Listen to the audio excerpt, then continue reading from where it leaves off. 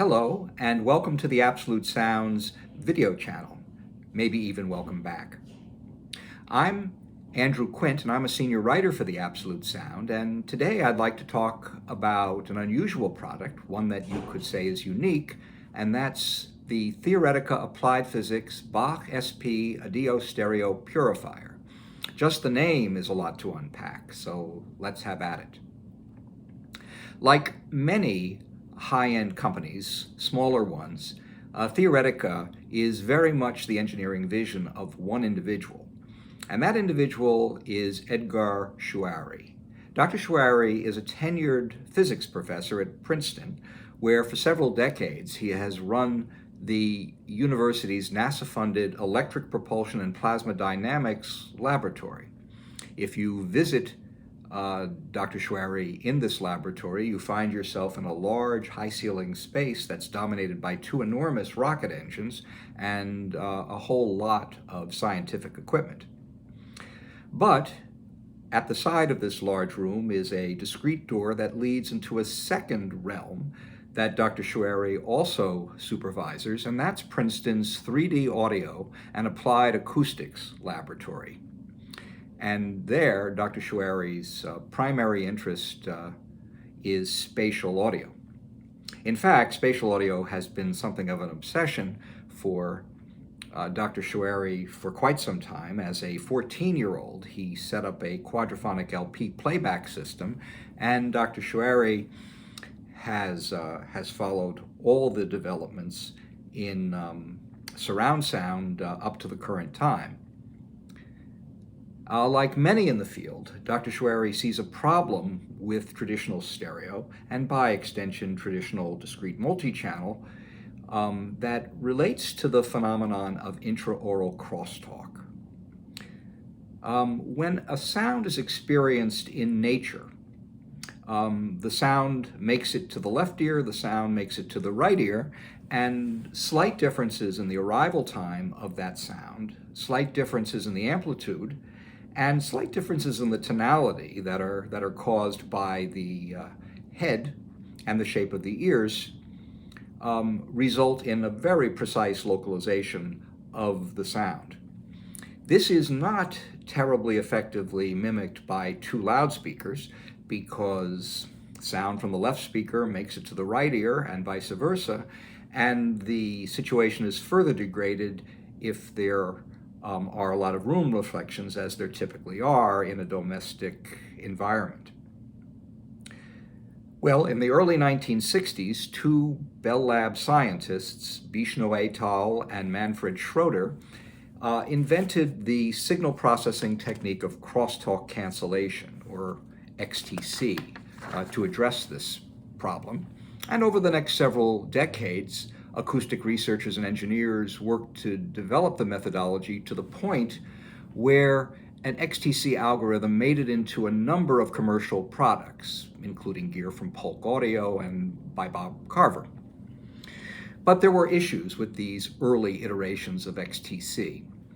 Too small a degree of crosstalk cancellation can result in a phony sort of spaciousness with sometimes grotesquely bloated images, and ultimately this wears thin and doesn't advance the cause of realism. In addition, when listening to these early versions of crosstalk cancellation, it was necessary for a listener to sit very, very still, or else the effect was undone, the so-called head in a vice perspective. Finally, early XTC algorithms caused gross timbral colorations. As Chouary remembers it, a piano could sound like a xylophone. So, Dr. Chouary worked to improve an XTC filter, and what he came up with was BACCH, B-A-C-C-H, which stands for Band Associated Crosstalk Cancellation Hierarchy. I think it should surprise no one that Dr. Chouary's favorite piece of music is the B minor Mass by one Johann Sebastian Bach. The BACCH filter then aims to solve the major well-known shortcomings of earlier XTC schemes. First of all, Dr. Choueiri developed and patented a very sophisticated head tracking mechanism that enlarges considerably the sweet spot for the primary listener and also obviates the need for that person to sit rock still in his or her chair. Perhaps more critically, the Bach filter doesn't introduce any colorations to the signal. How is this done? Well, as I understand it, Professor Choueiri found a way to shift the XTC processing from the amplitude domain to the more subliminal phase domain, where the brain is less likely to notice. This Bach filter, then, is the central feature of Theoretica's three commercial products. In 2014, Edgar Choueiri started Theoretica so as to introduce his inventions into commercial products and market them. There are three stereo purifiers, as he calls them, that all use the same Bach XTC filter. The $54,000 grand BACCH-SP is really a device for recording professionals. It comes in a substantially larger and heavier enclosure and has 6-channel DAC and ADC cards, pretty much universal connectivity, and a slew of hardware and software options that are standard. The two other models are for audiophile enthusiasts, and these include the $23,800 Bach-SP adio that I'm considering here. It also includes 6-channel digital converters and analog inputs and outputs, while the Bach-SP Dio at $19,800 lacks the converters and the analog connectivity. Audio, ADIO, stands for analog digital inputs and outputs, whereas Dio just means digital inputs and outputs. The device is sourced from a number of places. The beautiful sculptural aluminum chassis, which is available in either a silver or black matte finish, is manufactured for Theoretica by MSB Technology in Germany. The linear power supply within also comes from MSB Technology. Dr. Choueiri is not forthcoming in terms of who makes the digital converters, but he does allow that they are uniquely configured for his product, that they are of the sigma delta type, and they operate at a resolution of up to 24-bit, 192 kilohertz. His machine has its proprietary algorithms and convolution engines run by a powerful multi-core CPU with 64-bit audio processing. All of the Bach-SP models come with a dedicated iPad that has the extremely user-friendly user interface loaded in. You also get a set of small microphones that go in the ear canals to take the initial measurements. These microphones are made in Dr. Choueiri's New Jersey lab. You also get a webcam, which is necessary for the head tracking mechanism to function. Setting up the Bach-SP is remarkably quick and easy. With the iPad in his or her lap, the user accesses the Make Filter screen on the iPad, one of 3 screens that it's ever necessary to use with any frequency, and indicates whether the filter is being created for use with headphones or loudspeakers, and whether or not head tracking is desired. Those miniature microphones are inserted in the ears with some soft plastic covers over them. 3 sizes are provided, and you press the appropriate button and a reassuring voice comes out through your speakers and tells you exactly what to do. What happens is that there is a full frequency sweep emitted by your speakers, first the left channel and then the right channel, while the listener sits in one of 3 positions. First of all, in the sweet spot, looking forward, then he or she leans about 2 feet to the left, and then a couple of feet to the right.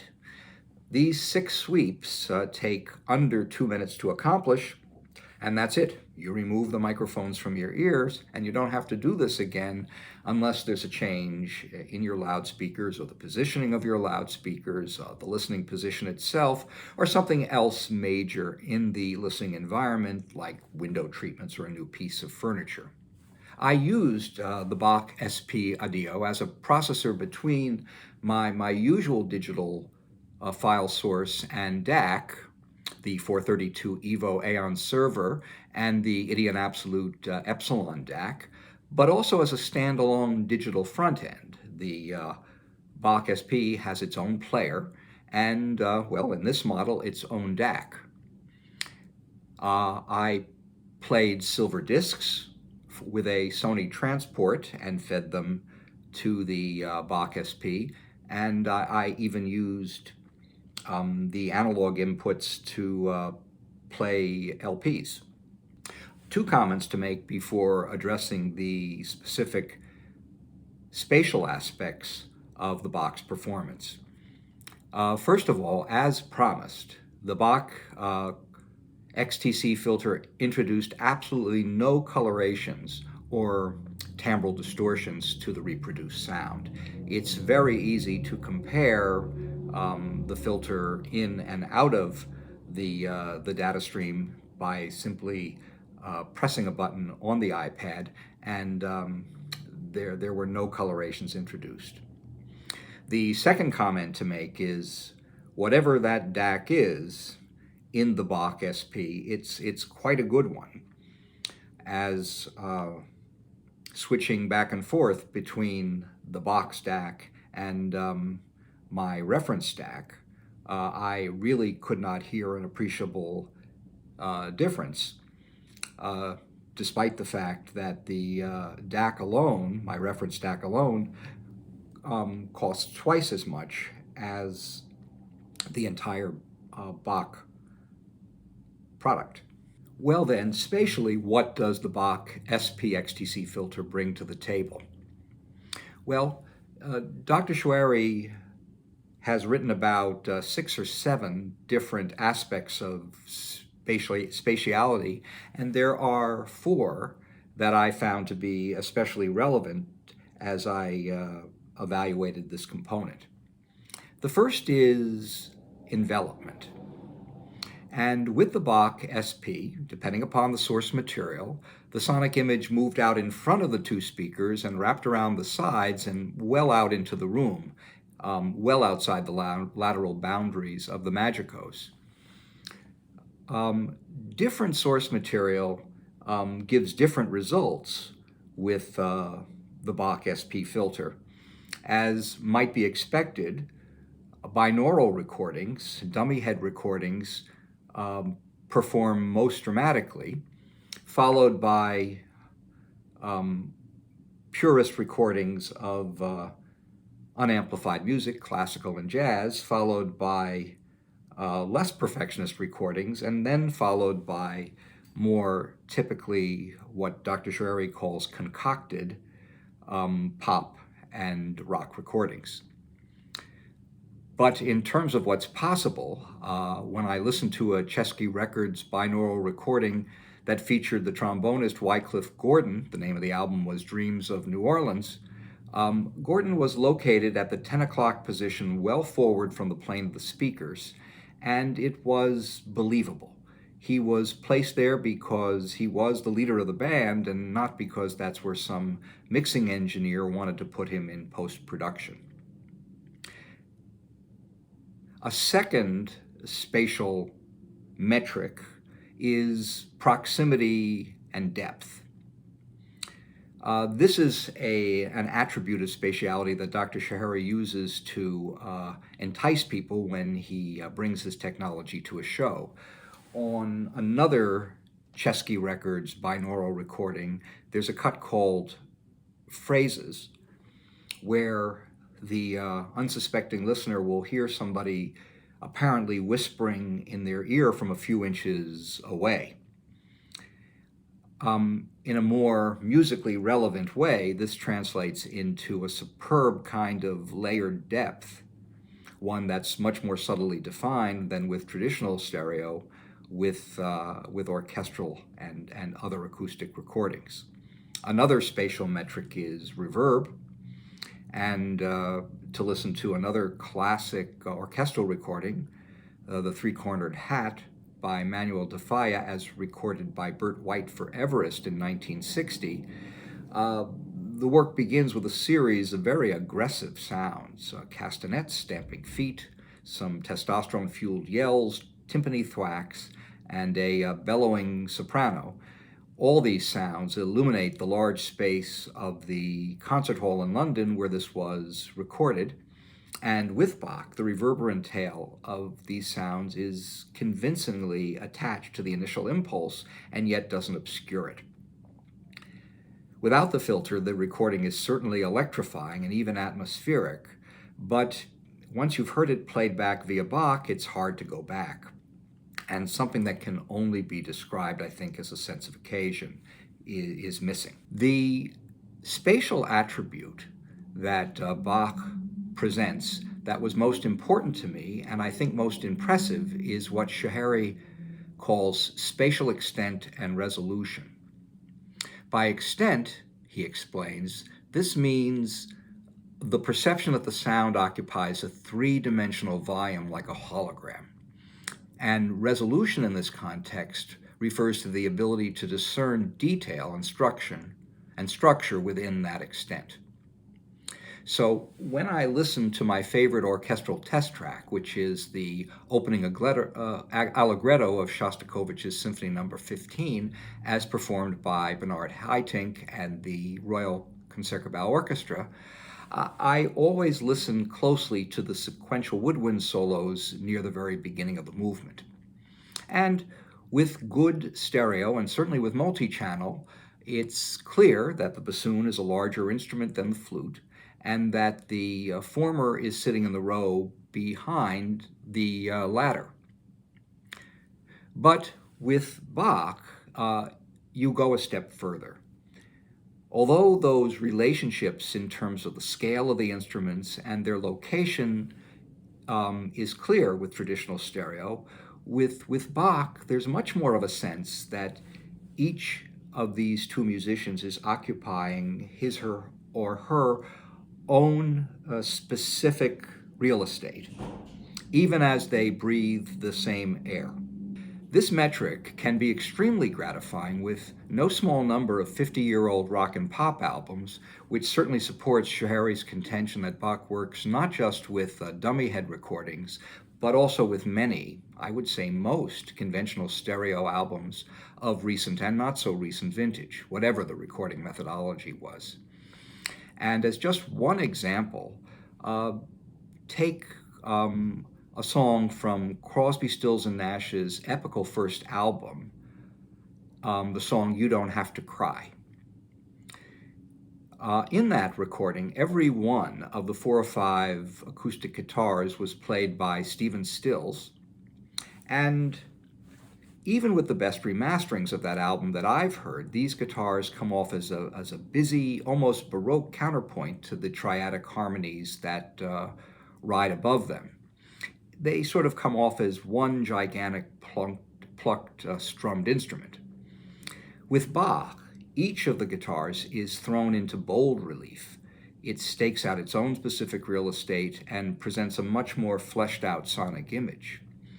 It also becomes really quite obvious that Stephen Stills arrived at that recording session, which was the very first for these 3 musicians, with a clear idea of how these ingeniously interlocking guitar riffs would come together as more than the sum of their parts. And this has musical meaning. The song is about Stills attempting to convince Judy Collins, his romantic interest at the time, to move from New York to California, and ultimately she declined. And with Bach, all those individualized guitars become that many more voices talking past one another, a symptom of a doomed relationship. I think it's natural to focus on the processor's clarification of individual instrumental lines and the physical disposition of the performers, but I should also point out that crosstalk cancellation as executed by the Bach filter, can elucidate harmonic detail as well. There are some composers, I'm thinking of Brahms and Richard Strauss or Oliver Messiaen, who compose music for orchestra with a characteristically dense texture. And these recordings can seem murky, which isn't at all the case when you hear this music played in a concert hall. Bach can improve upon that artifact of stereo playback to a substantial degree. It works as well with complex vocal arrangements in popular music genres. For example, compare Donald Fagen's extravagant harmonies on the title track of Morph the Cat with the filter on and off, and by all means enjoy some of Queen's most operatic moments to the fullest. The first 45 seconds of Bohemian Rhapsody makes the point quite nicely.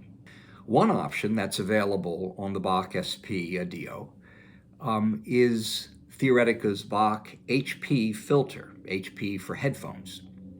And this technology can make headphone listening much more appealing to audiophiles like me, who generally don't care much for personal stereo. There are two aspects of the filter that I think are notable. First of all, the image as presented to the headphone wearer is largely externalized compared to typical headphones that put the image in the middle of your head. And this can actually be a little discombobulating. If you sit in your usual listening position looking at your usual stereo setup, you'll swear with the headphones on that the sound is coming from the two speakers in front of you. I had to continually take them off to convince myself that that wasn't the case. The other innovation with the headphone version of the filter is that when you're setting it up, instead of leaning to the left and leaning to the right, you rotate your head to the left and then to the right. And this results in the sonic picture not rotating entirely when you move your head. To be sure, the subject of how this compares to multi-channel has to come up. And I think that they are very different.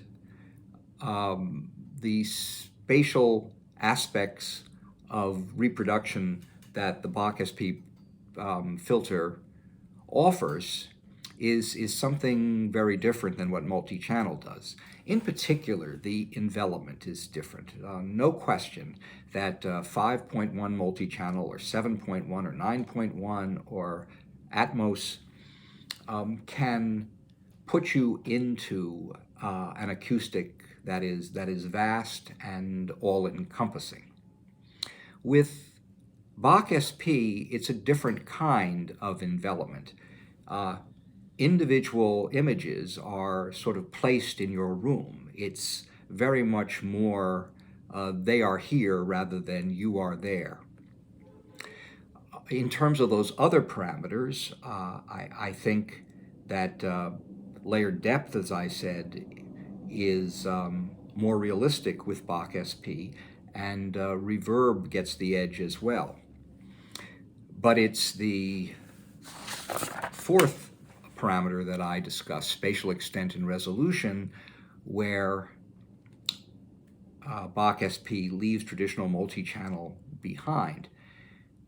And as such, I think BACCH-SP is a strong consideration for two-channel listeners who sense that there may be something missing in the two-channel recordings that they collect. In fact, I think that's what's most exhilarating about this product. The idea that there are tens of thousands, hundreds of thousands, millions perhaps even, of recordings out there that contain information that's been hidden to this point, waiting to be revealed by the Bach filter. At the current time, Theoretica only has a few dealers in the United States, but Edward Shohari is ubiquitous at audio shows these days, and if you find yourself at one where he's doing demonstrations, I urge you to take it in. Well, thank you for hearing me out. This is Andrew Quint, senior writer with the Absolute Sound. Hope to see you the next time.